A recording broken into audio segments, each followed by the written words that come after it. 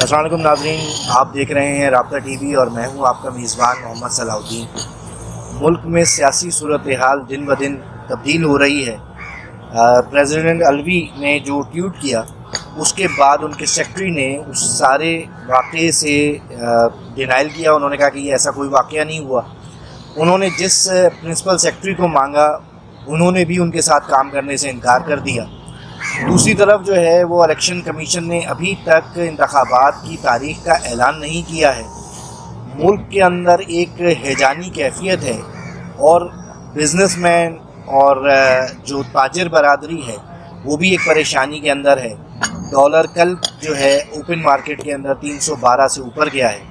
इस सारी सूरत हाल क्या बन रही है, मुल्क के अंदर क्या हो रहा है, सियासत में क्या बात हो रही है, इसके लिए हमारे साथ मंजूर शेख साहब मौजूद हैं। Sir, thank you very much, आपने हमें टाइम दिया। थैंक यू सर, ये सदर साहब ने क्या एक चाय की प्याली में तूफ़ान लेकर आए हैं या वाकई ऐसी सूरत हाल है कि मुल्क के सदर की कोई हैसियत नहीं है और एक प्रिंसिपल सेक्रेटरी उनकी बात मानने से इनकार कर रहे हैं?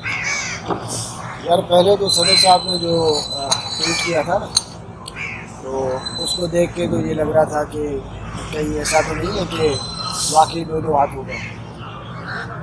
लेकिन सदर अलवी के साथ दो हाथ करना जो है ना वो इतना आसान नहीं है। इससे पहले मेरा यही ख्याल था, क्योंकि पाकिस्तान में ख़ास तौर पे इमरान खान की हुकूमत और उसके बाद जो बीजेपी की 16 महीने की हुकूमत आई ना, उसके बाद अगर आप जो है वो चेन ऑफ इवेंट्स देखें ना पूरा, तो आप ज़हनी तौर पे ये तैयार हो जाए कि इस मुल्क में कुछ भी हो सकता है और ऐसे वाक़यात हो सकते हैं कि आप तो क्या आपकी नस्लों में भी किसी को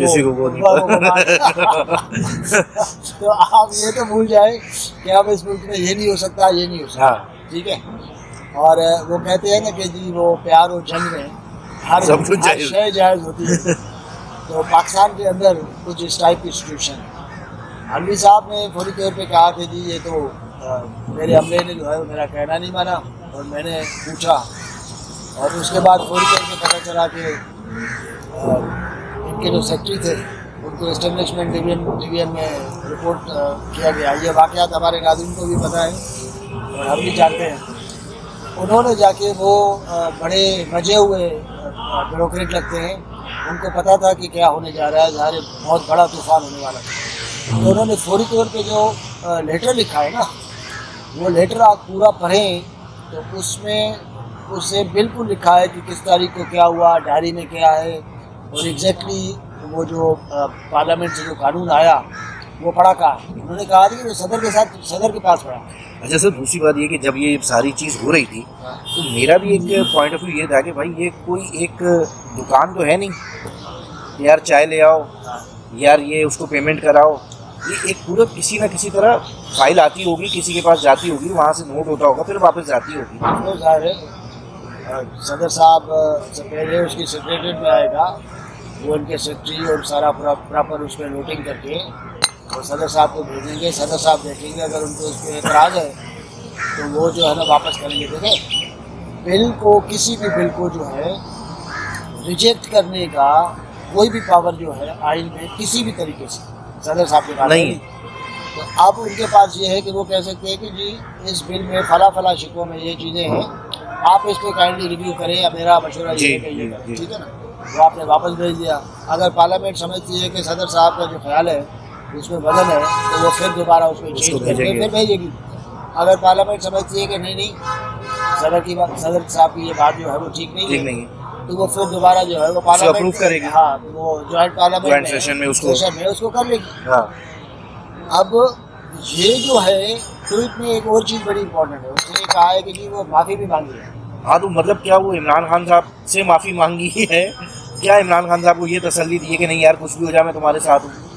लेकिन मुल्क का सदर तो वैसे किसी पार्टी से होना नहीं चाहिए। इमरान खान के साथ वो है, इसमें दो शक, मतलब आप ज़रा बराबर भी शको शुबा आपको नहीं होना चाहिए।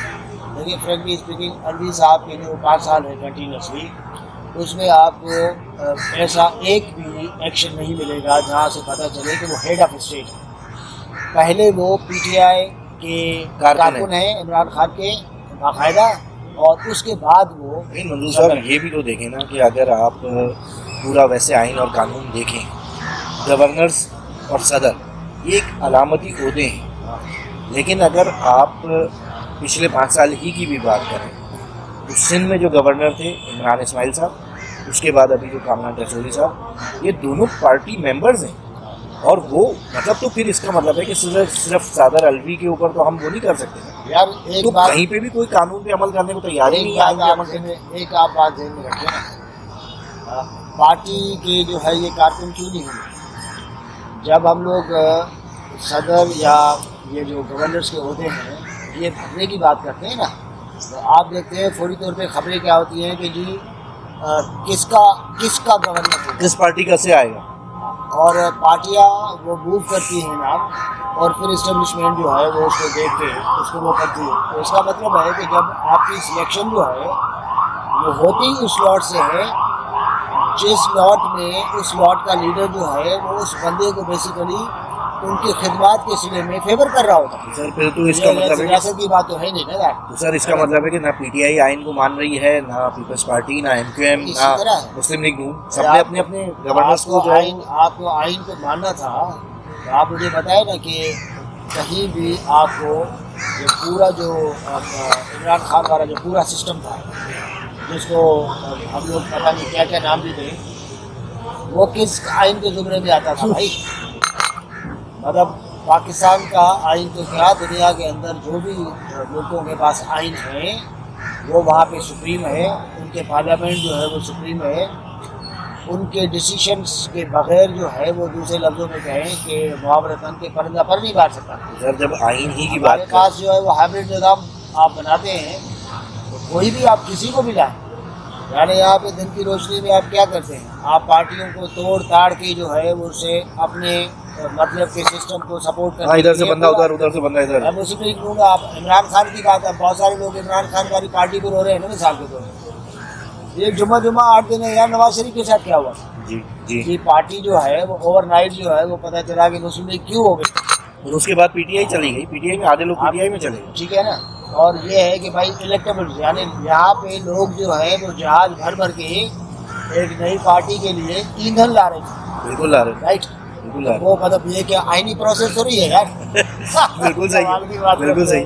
अच्छा, लेकिन अगर हम आइन ही की बात करें तो इस वक्त आइन में लिखा हुआ है कि अगर असेंबली मुकर्ररा वक्त से पहले डिसॉल्व हो जाए तो 90 दिन में इंतखाब होगा। इलेक्शन कमीशन का कोई मूड नहीं लग रहा कि 90 दिन में इंतखाब होगा।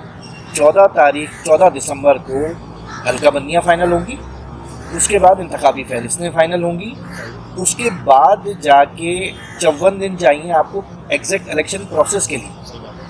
तो ये तो जा रहा है मई और जून के अंदर, फिर मई जून के अंदर गर्मी और रमज़ान और हज और ये सारी चीज़ें एक अलग उसकी कैलकुलेशन शुरू होगी, और आगे भी जा सकता है। तो आप कहीं पे भी आइन पे अमल करने का मूड नहीं है हमारी रियासत का। मुस्लिम लीग का मूड जो है उसके बहुत सारे लीडर्स कह चुके हैं ना कि भाई पास में इलेक्शन जो है वो 2024 की बात है।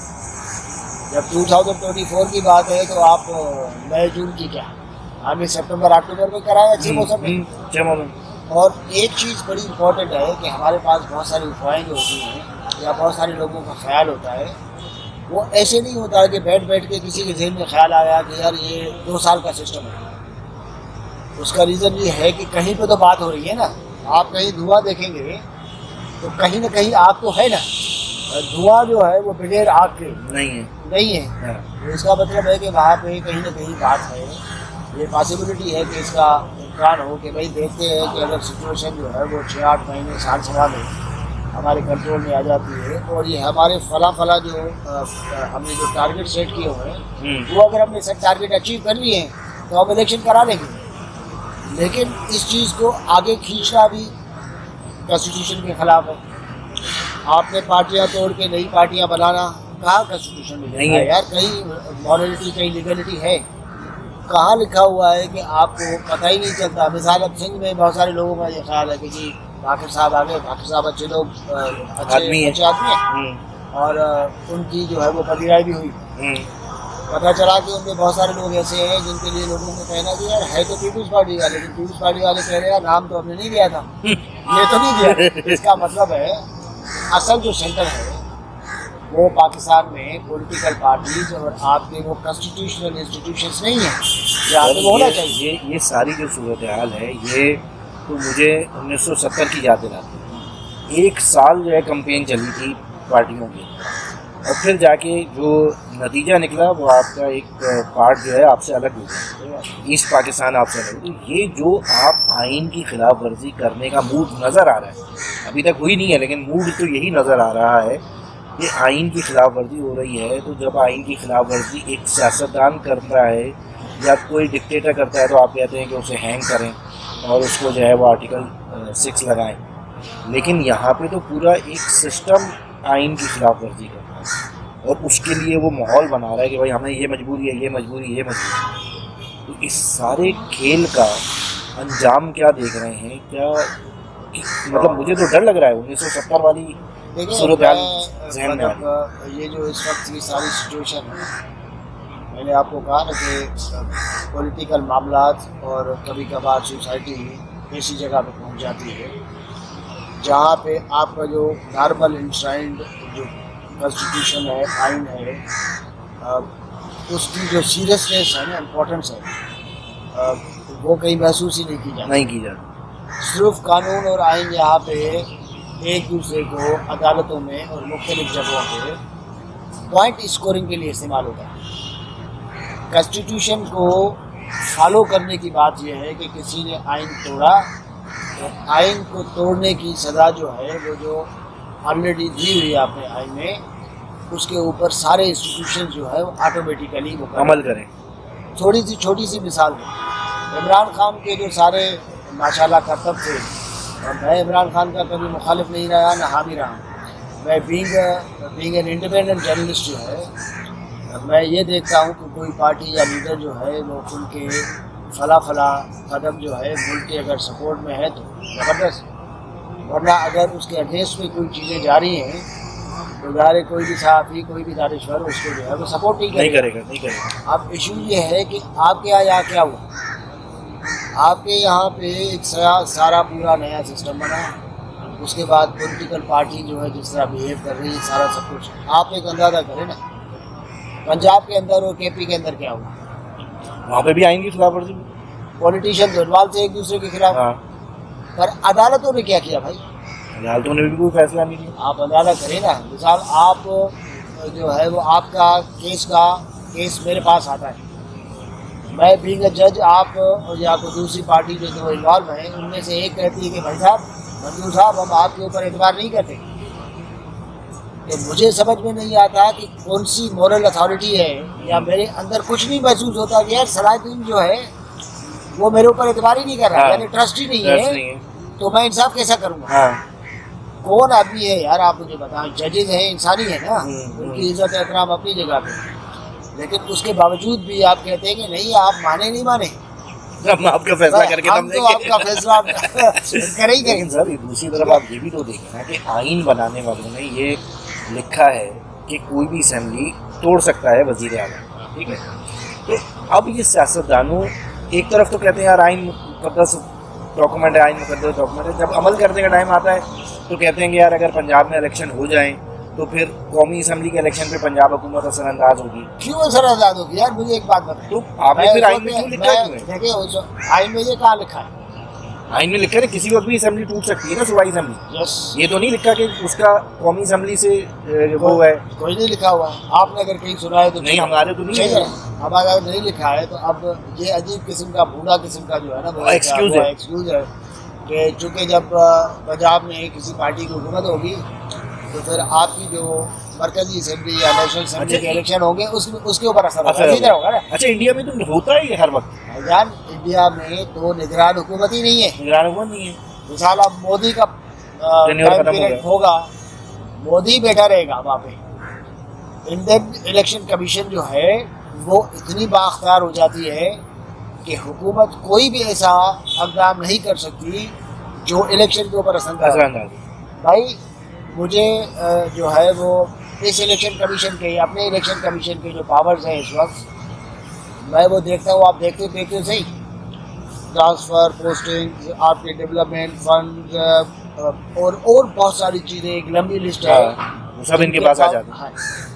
अगर इलेक्शन कमीशन जो है वो रियलिस्टिक अंदाज में उसको इम्प्लीमेंट करे तो बैठे रहे इमरान खान, क्या करेंगे यार? हमारे यहाँ रिजल्ट ही जो है वो 4 दिन बाद आता है। तो इसका मतलब है कि पाकिस्तान के अंदर जो सबसे बड़ी ज़रूरत है वो ये है कि आप जमहूरियत को सीरियस लें, और जमहूरियत को सीरियस लेने के लिए ये ज़रूरी है कि जमहूरियत जिन जिन चीज़ों पे, जिन जिन फाउंडेशंस पे बेस करती है उनको आप फंक्शन कर देंगे।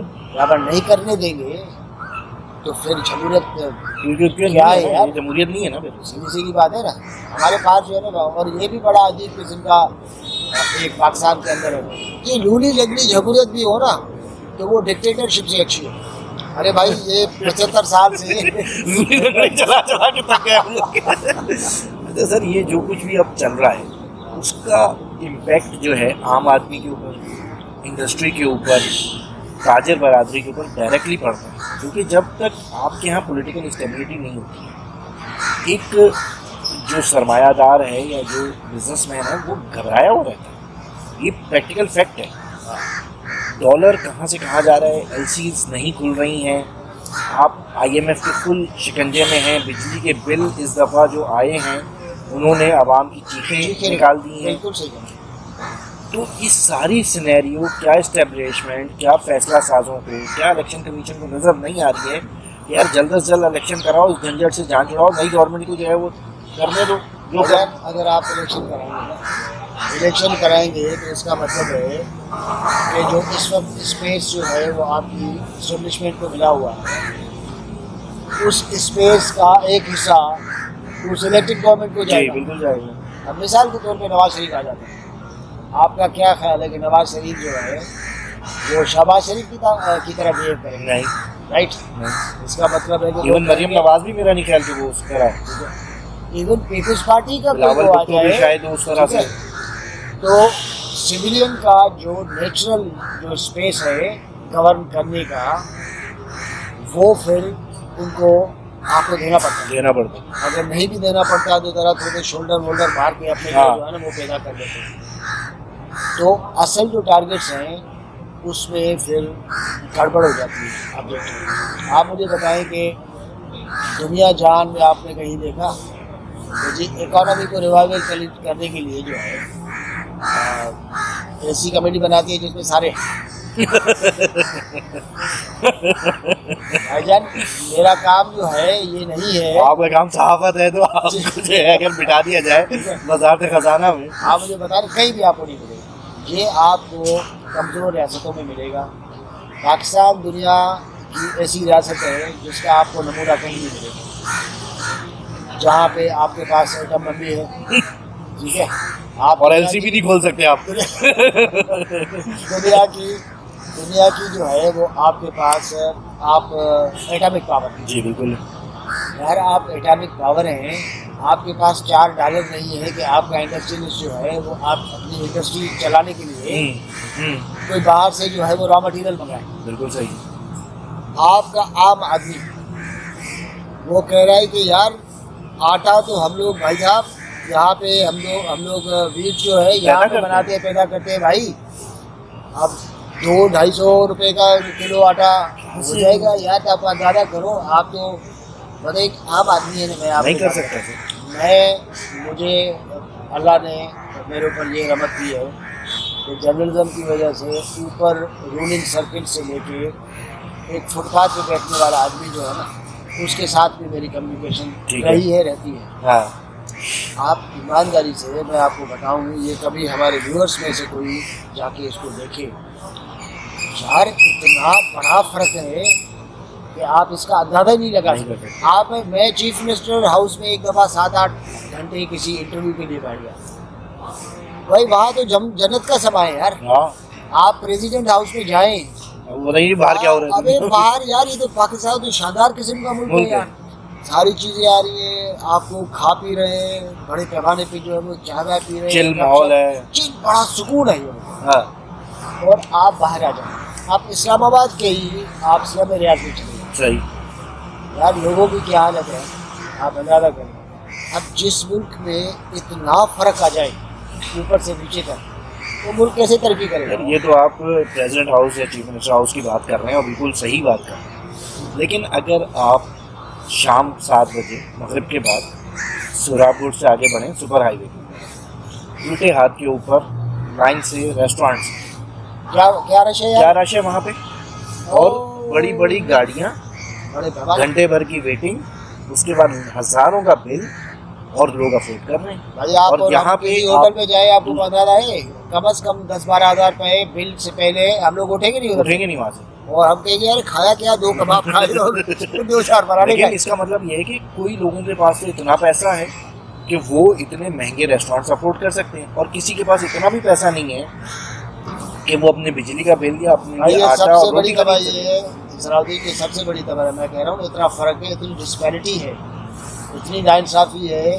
इतना फ़र्क आ गया है आप लोग और जिनके पास पैसा है। आप वो कहते थे कि ये मिडिल क्लास है, फला है, ये अब तो मुझे समझ में नहीं आता मिडिल क्लास रह कौन रह कहाँ। या तो लोग हैं जो फिल्दी रिच है, या तो बहुत ही वो है।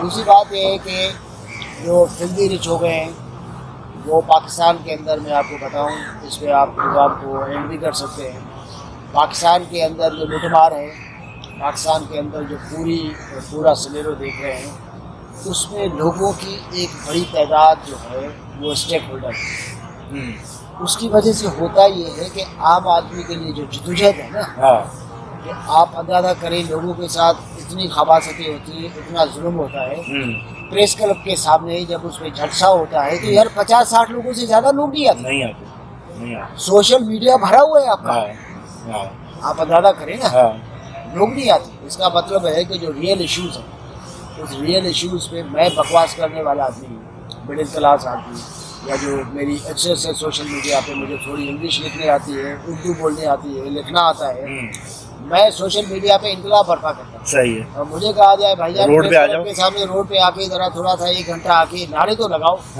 मेरी जान जाती है। इस सोसाइटी तो मतलब आवाम भी इस सारे सिस्टम में दोगलापन है, दोगलापन है भाई।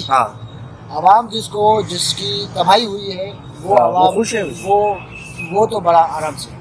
बाकी जो अफेक्टेड है ना आपका गरीब वाकई है, मैं समझ में नहीं आता, उसको अल्लाह चला रहा है। चला बहरहाल सर, इसके ऊपर ही प्रोग्राम का एंड करते हैं कि मुल्क को भी अल्लाह ही चला रहा है, और ये सारी जो कुछ भी हमारे मुक़्तदर हल्के, फैसला साज हल्के जो भी डिसीजंस ले रहे हैं, इसका इम्पैक्ट आगे कई सालों में पाकिस्तान और पाकिस्तान के अवाम को भुगतना पड़ेगा। बहरहाल हमारी दुआ यही है कि अल्लाह ताला इस सारे क्राइसिस से मुल्क को जल्द अज जल्द निकाले और दुरुस्त फैसला करना वाला बनाए हमारे मुक़्तदर हल्कों को। तो नाज़रीन इजाज़त दीजिएगा और इंशाअल्लाह आपसे मुलाकात होती रहेगी। अल्लाह हाफ़िज़।